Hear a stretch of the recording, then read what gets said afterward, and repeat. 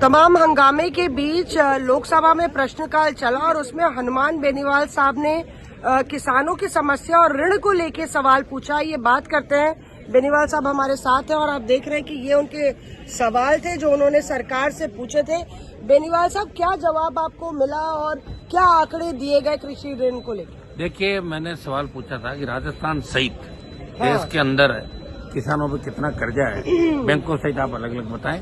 और जो डाटा हमें दिया उसमें राजस्थान राज्य में 1,74,000 करोड़ से ज्यादा का बकाया किसान के ऊपर कर्जा, बैंकों सहित तमाम जो कर्जा है।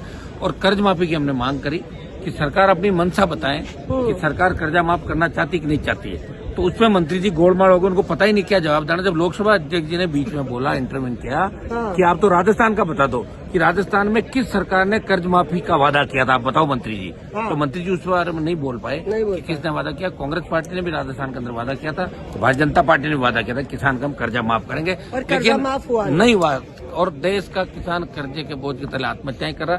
धन्ना सेठों का दोनों सरकारों ने 16 लाख करोड़ से ज्यादा का माफ किया। यहाँ उनका जो कर्ज ऋण है जो ये लेते हैं सारे उद्योग के नाम पे। ये है और महत्वपूर्ण बात ये है कि कर्जा जो है करोड़ों में जा रहा है किसानों का, और जो टॉप पे चार्ट्स पे है वो उत्तर प्रदेश और राजस्थान है, जहाँ 1,71,000 करोड़ का ऋण उत्तर प्रदेश के किसानों पर है और लगभग 1,41,000 करोड़ का ऋण राजस्थान के किसानों पर है। थोड़ा हो गया 1,47। अब आप दिखाइए, ये जो डाटा हमें दिया है 1,47 का, ये बढ़ गया। इसके अंदर नया डाटा जो हमें अवेलेबल नहीं करा है, उसमें 1,74,000 करोड़ राजस्थान पे ऋण है। तो यूपी का भी निश्चित रूप से बढ़ा होगा।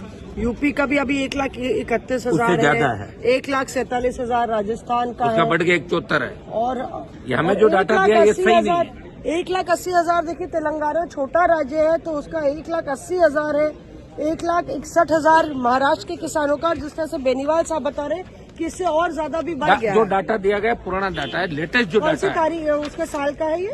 ये हमें डाटा दिया है 30/6/2023 तक का। बताइए, 2023 तो 25 आ गया था, हम तो 25 का मांग रहे हैं। 25 में राजस्थान में 1,74,000 करोड़ और यूपी का 2 लाख करोड़ से ऊपर चला गया।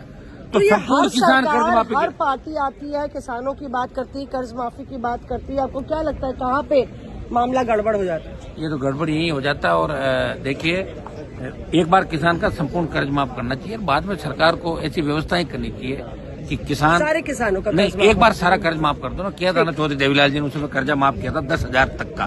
तो ऐसा कुछ कर दे कि भाई 1 लाख मूल है, 50,000 मूल है, 2 लाख मूल, उसका एक बार माफ करते हैं तो किसान को बूस्टर डोज मिलेगा, किसान देश का एक बार मजबूत हो जाएगा। शुक्रिया हमसे बात करने के लिए। तो देश के अन्नदाता का पूरा कर्जा माफ होना चाहिए, ये है हनुमान बेनीवाल साहब की मांग। संसद में कभी कभी तमाम रस्साकशी और तनातनी के बीच मुद्दों की भी बात हो जाती है। जिस तरह से लोकसभा स्पीकर ने भी आज कहा कि आप मेज तोड़ने आए हैं, नारे लगाने आए हैं या प्रश्नकाल में हिस्सा लेने आए हैं।